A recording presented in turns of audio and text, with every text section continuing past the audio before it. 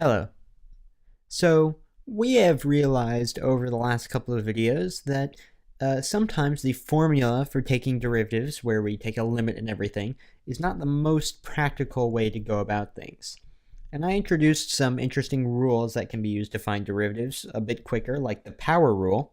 But today I wanted to talk about something called the product rule, which is exactly how it sounds. It is a way to quickly find the derivatives of a product of two functions that you know the derivative of. So we have some function f of x. Let's say that we need to take the derivative. I'm going to write it in this form. Derivative with respect to x of f of x, and you'll see why I use this form in a moment, times g of x, and that's going to be equal to, I'm going to write this down here and even do it in orange because it's that special.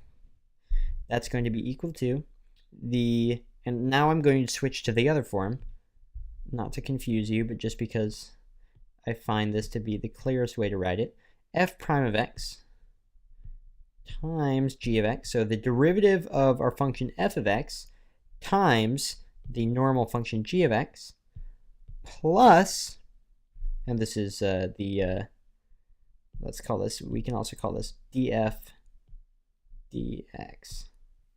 And then we're going to be adding that to the normal function f of x times the function g prime of x. And I'm going to circle this off, or square this off, or whatever you'd call that. So essentially, if we know some simple functions, f of x and g of x, that we know the derivatives of, so like sine and cosine, we know the derivatives of those, which I covered in the last video, or if we have a polynomial, we can find the derivative of that really easily using the power rule. And if we have a product of two formulas like that, and I'll give an example of this in the next video, we can easily find the derivative of that greater function that's found by multiplying these two sub-functions together that we do know the derivatives of. We can find the derivative of that greater function using this pretty simple formula.